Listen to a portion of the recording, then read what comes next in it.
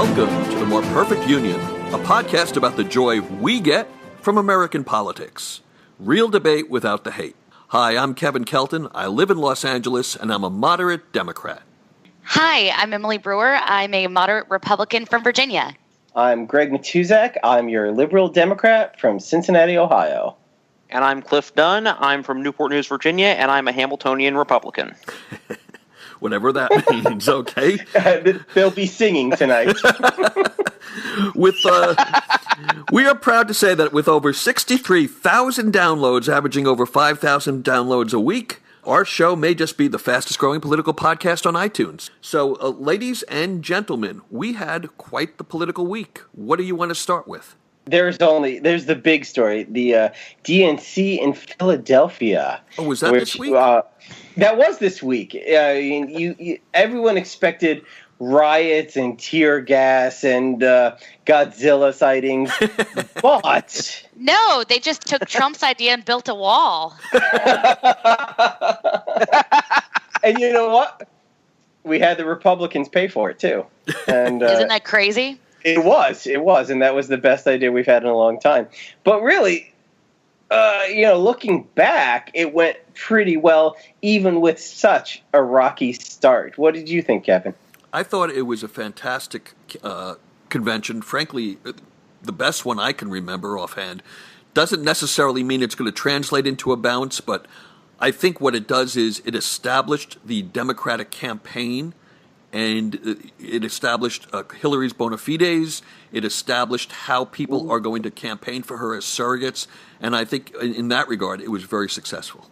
Yeah, and even with the email scandal, I mean, and it was bad. It was even with the Russians and Trump behind it. I mean, we'll get to that later. And it started terrible with our DNC chair stepping down, and there was a scramble to find out who would gavel us in. That first day when they booed Sanders at the California breakfast and then they were booing Clinton's name during the speeches, I thought, oh, this is going to go south fast. But they were able to salvage John it. Lewis. Yeah. They booed John Lewis. They booed Sanders. They booed Booker. They booed you put They were someone booing everybody. Yeah, they booed everybody. I mean, loved American iconic figures you put Kermit the Frog up there, they would have booed him. Everybody got booed, and it was really, really rough. Yep. You know what the thing was, though, is that I watched almost all of it from start to finish, and I was expecting, I thought the GOP convention was pretty uneventful. Nothing, was really stood out, I don't think. The DNC started off, the first 24 hours were a little sketchy, and then it's like all of a sudden Bernie sent out a special tweet or something. I don't know what he did, but, he calmed the room somehow. And so it just seemed to be, totally a kumbaya session after that. He probably said, I'm giving you all your $27 back. There are people that want it back. There are people that want the DNC to reimburse them. I'll tell you, as you fellas know, I have been critical of Bernie Sanders all along. I have not been as enamored of him as others on the left side of the party have been. I was not, frankly, satisfied with how far he went this week. I could be very critical of some of the things that I think he didn't do or he did half-heartedly. And I, for one, am not ready to make amends with Bernie Sanders. And frankly, I don't think he's ready to make amends with me. So I've got to ask this question, though, real quick, Kevin and Greg. So did you guys watch the roll call vote? Yes. Yeah. Okay. So when Vermont passed, did you know it was going to come down? Yeah. Or did you have this feeling? You're like, oh shit! Did you have that moment for a second? No. Well, first of all, I never curse in my mind, Emily. I have a clean mind. But beyond that, no, because I had heard the reporters on MSNBC had told us what was going to happen, so I knew that he was going to be saying what he did. It really, when it happened, we were sitting there going, I was like, yeah, that's pretty predictable. It was the walkouts, it was the booing, and it was when he finally got him. He says, "Hey, cut it out. No, Stop I got to tell you, You're acting like petulant children." That's one of the places. That's one of the places where I maybe I'm just being too hard on this man, but I disagree. If you look at how Hillary Clinton did it 8 years ago, She did it with joy. She smiled. She did it with enthusiasm. And then she stayed there while the celebration was happening. Okay, What but here's he the difference, did was Kevin. he said it like a grouch, and then he turned around and walked out of the room. No, here's the difference. The difference is Hillary Clinton at that time was young enough and knew she was going to run for president again. Bernie Sanders is 74. He doesn't care. He's like 1 foot in the grave. Yeah, I mean, Hillary 8 years ago really, it was I think it was very clear that she was going to come back later on, whether it was 4 or 8 years, depending on how the year worked out. But she wasn't done there, and she knew there was something for her. But you don't do things because there's a something in it for you in 4 or 8 years. You do it because it's the right thing to do. You do it because you don't want Donald Trump to be elected president. And Bernie, to my mind, never went far enough this week. And by the way, I want to speak to that age thing because something very interesting happened on Real Time with Bill Maher on Friday night. Bill was interviewing Bernie. Did anybody else see this? No, but you mentioned it. I saw this on your page, but I didn't get to wrote a watch blog about it. Please go to moreperfectunionpodcast.com and you can read my blog about it. Bill Maher was interviewing Bernie Sanders, and in the middle of the interview he says, and hey, different people age differently. I don't know why people talk about your age. I don't see any reason why you couldn't run again in 4 years. Well, my God, Bill Maher, that's the exact wrong message to be sending to the Bernie busters who were just about to come over, who are now thinking, hey, you know what? Maybe if I vote for Jill Stein or Gary Johnson or even Donald Trump, and so what if Trump wins? Okay, so he fills a Supreme Court seat or two, but in 4 years, Bernie will win, and the revolution continues, and all will be right with the universe. We don't need more of those people. Bill Maher gets 4.5 to 5 million viewers a week. And if even a couple of thousand people hear that and go, on second thought, I'm not going to vote for Hillary Clinton. I'll wait 4 years for Bernie. Those are thousands of votes that we need in swing states. And I got to tell you, I was really disappointed in Maher for that. Yeah, but Bernie or bust people don't watch Bill Maher. It's the Big Johnson people. It's the Big Johnson people. It's his viewership is full of libertarians who are like, we're self-made people. Bill Maher speaks to me. I'd like to see the demographic breakdown. I would like to see the demographic breakdown, but I don't really see him as the average Bernie buster. And you're right. I really wish Bernie would have got out there and been more enthusiastic with his speech and been like, she's it. She's the real deal. But it was very tepid. And it was I think part of the problem is you've got a lot of people on the Democratic side who don't see her as the real deal. She's at best a mediocre seat filler who, I will say from a Democratic perspective, is better than Donald Trump, but that's almost damning with faint praise. I can see your point, but there were a lot of people who gave the speech of their life, such as the president, such as the president's wife, and they gave great speeches. Oh, and President Clinton, who gave Al Franken, Booker, Sarah Silverman. Sarah Silverman's speech when she went off. She was awful.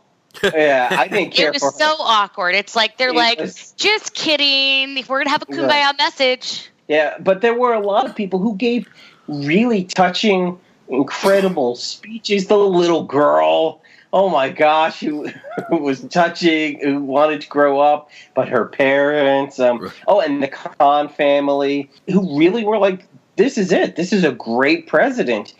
And I was touched, and even her speech, but. You're right. There were a lot of people in the party who are very tepid, but are still willing to, sell those goods. I'd like to hear what the two Republicans thought of the DNC convention. I was a little jealous because you guys had some really cool guests. We were right down there with Kathy Griffin, My Life on the D list. Scott Baio wasn't enough for you? Hey, It could have been worse. We could have been stuck with Bieber. I actually want to send a thank you letter to his manager for saving us from that. I will say this, though, is that I feel like, even though I don't agree with the messaging per se, obviously, because, I'm Republican, is I like the way they presented the flow of information, how they created excitement. They did little vignettes throughout the convention. Obviously, the messaging is way off to my values and beliefs, but I did appreciate how it was put together and how it was communicated and how there seemed to be a message of hope and freedom. And that's probably why I really like John Kasich. So, What did you think, Cliff? Did you get to watch much of it, or did you TiVo it? I watched several chunks of it. I didn't watch it all, like, with the Republican convention where I was there. I will say seeing Bill Clinton playing with the balloons like a little kid was awesome. Sure. But I will say that the first day booing seems to almost be a tradition at this point. That I hope it doesn't stick. Well, and a lot of it is because you've got a lot of delegates there who are there, I'll say, for Bernie, who, you know what, they show up, they spend several $1,000s to go to the convention, flying in, etc., and then there is literally no purpose for them to be there in some respects, and that results in rowdy kids. Now, that being said, I think the Democrats did a pretty good job of handling the visuals and so forth. It was probably slightly better than the Republicans. I will go ahead and grant that. If only because, again, as you said, who they were able to draw in, that they were able to draw in some A-list or at least high B-list people. What did you all think of Hillary's speech?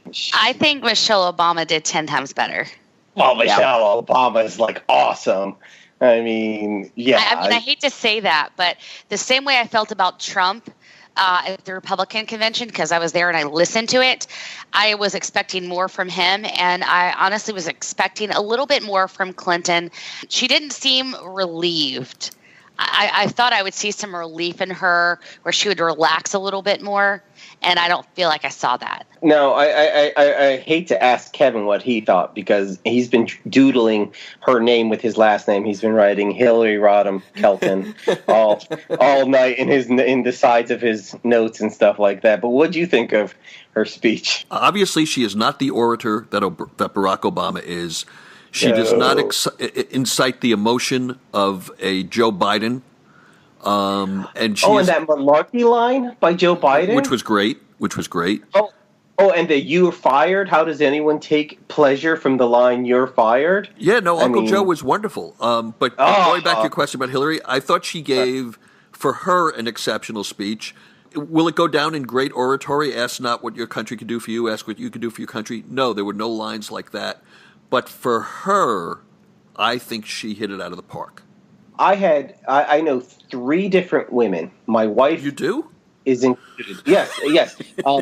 2 of them are real, by the way. Do you have women in binders? Yes, I have women in binders and 1 in a bookshelf. But I know 3 women who listened to the speech and teared up when they thought, oh my gosh, first nomination of a female president of a major party. And they were like, this could actually happen. And it was through that speech. I mean, it was they all said the same thing. They listened to it and they didn't expect it to happen. And then listening to it, they all welled up with tears. They're like, we were always told we could be president since 1920, but this is actually a possibility. This is for realsies now. And a lot of people, Donald Trump made a point that he got a little over 1 million more viewers for his acceptance speech than Hillary did. But if you look at the 4-day ratings, the DNC got many, many, many millions more. I've been trying to do the math on paper, and frankly, while I'm listening to you guys, I haven't been able to do it exactly. But it's somewhere between 10 and 20 million more viewers over 4 days than the Republicans got. And also, let's remember that... So does that mean Republicans have more jobs? Or no, I'm kidding. Yeah, yes, they're too busy to watch at night. And let's face it, a lot of Democrats tuned in to see what Trump would say and how he would do. So I got to tell you, I think the DNC comes out of this very strong. I think they got their message across to a broader audience. I think there's still the perception that the DNC had a lot of political stars, entertainment stars, and was unified, whereas the Republicans were pretty much the Trump family show and the Ted Cruz speech. Those are the 2 things that you take away from it. So, again, I think it'll be interesting to see what the polls say this coming week, but I don't think that tells the full story. Do you think that by the end of the week we achieved unity and there will be a bounce? There are going to be some polls that show Hillary ahead. There are going to be a couple of polls that show Trump ahead. But in the light blue states or the purple states, I think you're going to see her solidify her leads there, which means that Trump really is going to have to run the table on the 4 or 5 swing states that everybody's talking about. And we're going to talk a little bit later about the electoral map. Well, I know you're not sure, Cliff. You're wrong, but that's okay. Go ahead. But no, I mean, we've had a couple of polls come out, and they're showing very little movement. Now, obviously, the convention hasn't registered yet. You can say that, but some of these are Friday, Saturday only polls. So in theory, at least the convention is over with. Okay. So how long is it supposed to take to register? Is the first thing I have to ask. The second thing is the negatives on everybody are so high. I'm not sure how much room there was for Hillary to move the needle, if you will, even with a really good presentation. Well, and it wasn't a bad presentation, but I just don't think there's that much room for her to move it. And of course, you had the stray, interjections from the Bernie people and so on. Yeah, no, you're right. And again, we're all just guessing here, and oh yeah, and we'll know in 3 weeks or 2 weeks whether you were right or whether I was right. Or whether Emily should have been sitting with Kathy Griffin. But we'll know more in 2 weeks. I think you guys just want to court me to be a Democrat. That's what I think you want. I am working on it. And I really think that I have a shot. I don't know whether it's going to happen in this election cycle, but I really believe, Emily, that someday you will be a Democrat or lean Democrat. Are you kidding? After the next election cycle, when Scott Baio is your presidential okay, I will go ahead and go on record. And you're like, hey, when is your guys' meetings? And I will go on record to say if Scott Baio is ever a vice president or a presidential nominee, I will leave the Republican Party. Okay, go ahead, signed, sealed, delivered, done. And if he gets elected, will you leave the country? Well, there are some really cheap islands for sale in Canada, so it's a possibility. Oh, Canada's beautiful this time of year. Now, speaking of foreigners, there was a couple that spoke at the DNC. I was trying to find a segue there to the cons. Yeah, actually, I think they're Americans, but go on. I know they are. Although, no, didn't he come to this country? Yeah, he's an immigrant. Okay. But his son was born in the United States and is an American war hero. And the Khan's mom is their son's mother is a what do they call it, a Gold Star. Gold Star family. Gold Star family, that's right. But we now have an interesting feud brewing between the Trump family and the Khan family, the new Hatfields versus the McCoys. It was a very touching speech at the DNC. If you didn't see it, Khazar Khan spoke about his son, who he's a Muslim immigrant whose son was a Muslim. He fought in the war and who died. And he said, and he spoke directly to Donald Trump. He said, "You're trying to take away the rights of Muslims. You're trying to ban Muslims from entering the country." He goes, "Have you read the Constitution? If not, you can borrow my copy." And it was like this moment that really kind of stood out. And when the press asked Trump, "Well, how do you feel about this guy?" He, instead of saying, "Well, I feel sorry for his family, for his loss, I'm sure his son was a good person," he went right on the attack. And he said, I noticed his wife didn't talk. I'm not saying it's a cultural thing, but I think it was a cultural thing. I'm not saying that, but how come his wife didn't talk? Like the implication being was that she's really a Donald Trump fan, but they somehow shut her up. No. But the implication is that that for cultural reasons that the women shouldn't speak was the implication he was going for. So he was going for this: women are subservient in Muslim countries, and he's really a feminist in his own. I'm not kidding, by the way. And then he later on said, when it was implied, he said, "I've made sacrifices too." Trump said, "I've made sacrifices too. I've made lots of jobs for this country." That was the quote. And you have to remember, Donald Trump evaded the draft several times by saying he had flat feet. Well, let's ask Cliff. Cliff, what do you think about Trump's statement, "I've made sacrifices too"? I don't think him wandering into this debate in the way that he did was the smartest move he's made during the campaign. But he did it. So now how do you feel about your candidate? Okay, and by the way, Cliff, I'm going to put that in my book as that's the understatement of the year. So, and by the way, that's not going to be the first time you say, yeah, I don't think he should have wandered into that one. Right, but I mean, and frankly, both sides, when we do this, if I say I don't think it was the smartest thing for Hillary to do, you're perfectly... Which I've said that was the understatement of the year, too. You're perfectly... You have every right to come back and say, but she did such and such. What do you think of that? So that's what I'm saying to you. It's not so much for us to go, I don't think it's the smartest thing. These are our candidates, and this is what they're doing on a weekly basis. They're each either putting their foot in their mouth or some, new little scandal is coming out. And we're beyond saying, I don't think it was the smartest thing anymore. We have to be able to say, yes, I'm still going to vote for him, even though he's done this. And I am. And I know you are. And, right. And that's what I'm going to, frankly, and I'll be very out front about it, I'm going to keep challenging you on those things. Right, unless we can get you to come to the Democrat side. Did I mention that Democrats have a meeting every Monday where we serve pancakes? So think about that, Cliff. You guys have it on Monday morning when us hard Republicans are working, right? Oh, yes, rub that in our faces. It's part of our set union. it up. You set it up, man. Set it up. It's part of our union. Yeah, no, you're right. You're right. There were no Democrats that have jobs. Totes kidding, guys. So let's talk about. Let's move on to another country, if you will. But wait. Before we finish that, I want to add one more thing. That was part of the Hillary speech when she said Donald Trump wasn't ready because he can get egged on by a tweet. Baited by a tweet, yes. Baited by a tweet, and this would be another example where he just doesn't think, and he's like, oh well, I think I'm going to. Let's get on with this, and I think I'm just going to shoot from the hip. And do you think this speaks to his? I don't want to use the word maturity. When he temperament, I think, is what you're thinking of. Yes. Okay, that's the word. Thank you. The best and worst part about Trump is he says the things that a lot of people, a lot of voters are thinking yet won't say. But here's my biggest problem: is that when you become the president, Barack Obama is my president. He is your president.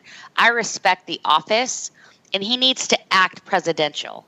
That is his problem. Yep. But the thing is, I think he's kind of shown that he's not going to get there.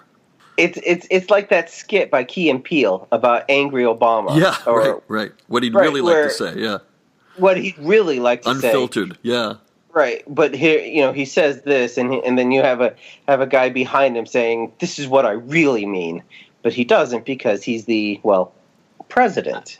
I mean, I will say the one thing that is refreshing about it is even if he doesn't always pick the best fights, at least it's somebody who's willing to fight, and that's something that there is all too often a lack of in the political arena writ large. To actually, I'll just say it, get into the gutter. And why is that a good thing? Why is that a good thing? Why do you want a president who picks fights and stands up to people who maybe that's not the best approach? Because of what the alternative is. Because we've seen the alternative be, George W. Bush, who at so many times was more concerned with, yes, we're invading Iraq, but let's try and please the rest of the world rather. Now granted, I think the invasion of Iraq was a mistake, but that's also with the benefit of hindsight, and I was 16 at the time. I'm tired of seeing, well, Merkel's going to is going to turn around and basically bash up the European Union, and let's just let him do that. That is what I feel we see with so many politicians, and I'm glad to see somebody who's willing to say, no, this is X is stupid. X is stupid is not something we hear very often from on high, and it's refreshing. Well, what about Mr. Trump's latest statements about the Ukraine? He said Putin will not be going into the Ukraine, and Putin's already in the Ukraine. He's in Crimea, and that's been pointed out to him. And then he said, "Oh yeah, well, he won't be there when I'm president." What do you think about that? There's a lot going on. I tend to agree. Well, first of all, I tend to agree with Trump's inclination to recognize the fact that Russia controls the Ukraine. There is no way this is changing anytime soon, short of actually going to war with Russia. I'm reminded of a comment that was made in the 1940s by, I think it was Winston Churchill, when he was getting complaints that the U.S. that Britain was looking to recognize, I believe it was the communist governments in Eastern Europe. he commented, well, for example, we all recognize the member for insert constituency here who he absolutely hated. Russia controls the Crimea. It might as well be Russian at this point. Why doesn't your candidate know that? Well, I think I think his thought when he started in on Russia's not going to go into the Ukraine is, well, Crimea is already part of Russia. They've already voted to ask to join Russia. That's not the Ukraine anymore. Okay. I also think he's saying very clearly that no, the Russian army is not going to go openly marching into the Ukraine. Now, let's not get started about the little green men, but So Trump wasn't the only one who had a bad week. At the very beginning of the week, there was a huge leak of information about all the bad things the DNC did. Well, yeah, they didn't do a lot of bad things, but go ahead. What's your point? Oh, I know this is, yeah, well. Anyways, this all comes around, and this they did, and we should talk a little bit about that before we go to the Trump ties, okay? Because that's important too. So the very beginning of the week, right before the convention began, the convention began, we talked a little bit about the outing of Debbie Wasserman Schultz, but we really didn't talk because there was a giant leak of the DNC emails, and they actually did show some and I'm going to be nice, and I'll be presidential, if we will, and say there was some preferential treatment towards the Clinton campaign. And in addition, there was some shots at Bernie Sanders' religion. You know, they were like, how could we use his religion against him? I think there were even some other smaller scandals. No. Well, I want to address this because this is another one of my many, many pet peeves. So it's Kevin's Pet Peeve Corner. There was one email out of 20,000 where I think the CFO of the Democratic National Committee made a comment suggesting that Bernie may not be truly Jewish, he may be an atheist, and that if that was to go public, that could be used to hurt him in Kentucky and West Virginia. That was inappropriate, inexcusable, and that person, frankly, is the one who should have lost his job. That is the only email that I know of, and I've read up on this extensively, that suggests any real scheming or attempt to affect the outcome of any primaries, which, by the way, are two primaries that Sanders won handily. So you can't say that the DNC tipped the scales in favor of Sanders because he won those primaries. No, I'm just saying. There is nothing else. And I've been on Facebook all week long to people who talk about this saying, do me a favor, aside from the Jewish email, just give me the content of 2 or 3 emails that show that the DNC actually rigged the system. No one can do it because there's nothing. There's just some catty comments from DNC officials who by late April, when it was quite obvious that Hillary Clinton was going to be the Democratic nominee, were getting pissed off that the Sanders campaign kept taking publicity swipes at them, and they were commenting about it to and from themselves. There was no effort to affect the outcome, to change the outcome, to be unfair to him. They were just being catty and gossipy. And while it's bad form, it doesn't show anything was rigged. No, and I agree. Nothing was rigged. I agree 100%. And to be quite honest, why wouldn't the DNC try, even if they could, why wouldn't they rig a system with a candidate who for 30 years raised money for them, had open connections with them. Okay, but let's not obscure the fact that they didn't do it. I don't want to lead our foreign listeners who maybe are unfamiliar with this. They didn't do it. Why wouldn't they? Yeah, you could say. I know, you're right. I mean, I think the question is, why shouldn't they have been upset with Sanders? And I agree with you. I think they had every right to be upset with Sanders. His campaign, first of all, broke into their system, stole their information, and then publicly sued and lambasted the DNC for their own transgression. And then wait, was it? I thought it was the Russians that no, I'm talking about back in December or January, when there was a data breach that the Sanders campaign instituted. They got access through the DNC to, I think, the Clinton email file or some kind of Clinton files, and they downloaded it, which was against the rules. And when they were caught, and when the DNC tried to discipline them for it, they went on the warpath against the DNC and sued them. Okay. By the way, can I make a suggestion here that Wasserman Schultz losing her job over this was more of a convenient excuse to ditch somebody who was setting up to be something of an embarrassment at the convention than it was actually having her get sacked over this? Well, I think it served both purposes. I agree with you. I don't think they went, oh my gosh, we lost Debbie Wasserman Schultz. We're lost without her. Yeah, and I think the fallout for this worked out. I mean, because of that, Debbie Wasserman Schultz got sacked, and the platform got shifted even further to the left. I mean, the delegate system is now 2/3 less.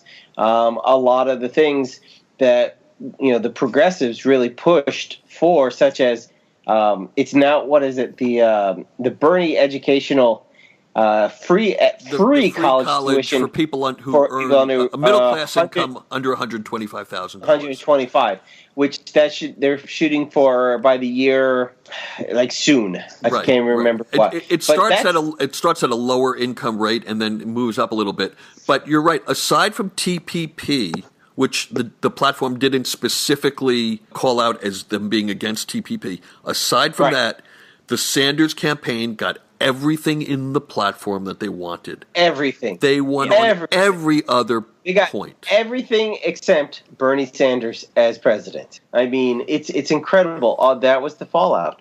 But here was the second fallout. So, at the DNC. Cliff, you have any ideas or thoughts on this one? Who hacked? Say that again. The signal cut out for a second. Who hacked the DNC? Who hacked the DNC and why? This is our little game of Clue. Frankly, I do think it was the Russians. Okay. Almost all the evidence is pointing out there. My understanding is that I'll say forensic evidence on the computers points to it being Russian craft. Now, whether this was the Russian government officially or some rogue, quote-unquote, rogue group within the Kremlin, kind of like you have the quote-unquote rogue Chinese in Shanghai who always seem to be following orders. That's anybody's guess, but I do think it was Russian affiliated. Okay. Do you think? Now, I honestly believe that the Trump campaign had nothing to do with this. That I agree with. I agree. I mean, I just don't see this as another Watergate. Disagree. Okay. But do you believe that there was a Russian group who said this would be a way to help Trump? Because that I do believe. Yes. Okay. I do too. I believe that at some point a Russian group said, you know what? I can't do a Russian accent. I'm not going to do that to y'all. This would be very helpful to Donald Trump. Yes, we'll get Moose and Squirrel and Trump elected. And I honestly believe that Paul Manafort said, we did not need this. And he probably was excited for the first 10 minutes, and he goes, Russians. And then he probably swore. And because he has a lot of experience working in Eastern Europe. Right. Yes, he does. Exactly. Yes, he does. And he's like, and he probably had a talk with Trump, and he goes, all right, Trump, show your taxes because you're clean and you've never done anything in Russia. And Trump goes, well, I've actually did a couple things in Russia. You know what, guys, though? The proof is going to be in the pudding. We're talking about all these little things that, we're so into, but the voters are going to forget. We have debates coming up, and that's when people are going to start making their minds up, I mean, the DNC emails and Russia and all these things, the average voters don't pay attention probably like they should. Emily, you are so right. You are absolutely right. Go on. And I think the debates are going to be a really good opportunity for, us to really see who these people are and see how Trump takes on Clinton or vice versa. Which brings us to the other scandal of today, which is that the Trump campaign is trying to blame the Clinton campaign for the fact that two of the debates fall on nights when there are NFL football games being aired. And here's the thing. This debate schedule was determined in September of last year without the Clinton campaign having any input into it. And yet, that presumes that the DNC was not willing to act as a proxy for the Clinton campaign and presume that she was going to be the nominee. well, wait a second. What about the RNC? Didn't they have some input into this? Maybe they were acting as a proxy for their candidate. Well, Well, do debates end up on event nights like the Democratic why did the DNC back in September think we want to hide our candidate, but the RNC didn't think we want to hide our candidate? Why is it the DNC that's at fault? Honestly, the RNC didn't, quote unquote, know who their candidate was going to be, and I'll tell you, there were a lot of people at RNC headquarters who were afraid that it was going to be somebody else, That's whereas right. the Democrats... So the RNC couldn't wait to get in front of the American people, but the Democrats were afraid that Hillary Clinton might be seen. Wait, out of curiosity, Clinton in front of the American people. Yeah, right. Right. Oh, please. But out of curiosity, how Maybe many they people can make her think? laugh. How many people think the RNC chairperson with the first name of Reince actually knows which days NFL football is on? Well, everybody knows Monday has Monday Night Football. Right, Yeah. unless your name is Reince. And then If and you then take he goes all the vowels and then out he of goes, his name... there's yachting on Thursday, and then there's cricket on Tuesday morning, of course, and I'm sure I think Monday night's pretty clear. I only have champagne testing out of live gophers. If you pretty take sure. all the vowels out of the RNC chair's name, it spells RNCPRBS.